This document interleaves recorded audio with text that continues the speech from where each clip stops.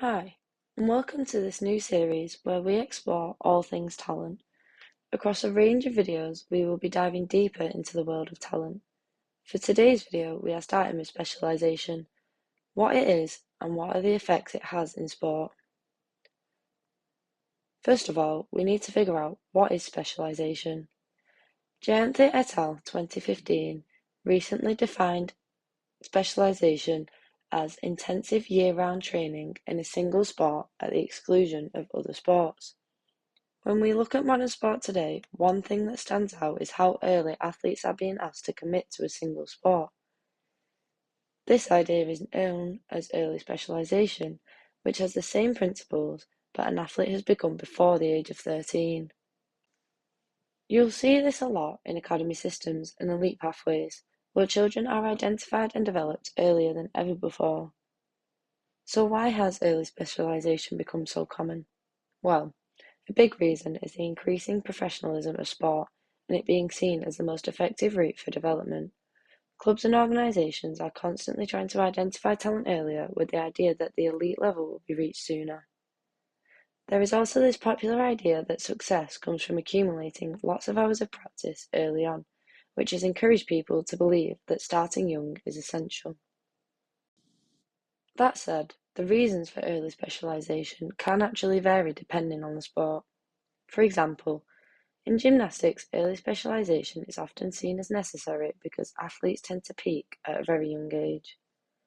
According to research by Molina in 2010, sports like gymnastics require high levels of flexibility, coordination, and strength before and during puberty. However, for sports like football, where scouting happens from a young age, studies done by Ford et al. In 2009 suggest that diversification might actually be better for long-term development.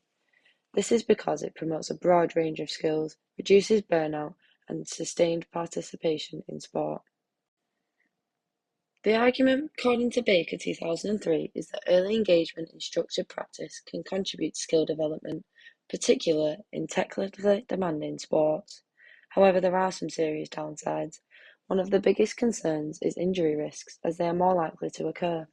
When young athletes repeat the same movements consistently, it can lead to overuse injuries like stress fractures or tendon problems. Burnout is another issue. Training intensely from a young age can lead to both physical and mental fatigue, and in some cases increase dropout rates. Another perspective comes from Benintessa in 2024. She looked at early sport diversification, especially in young female athletes, and the benefits that it has.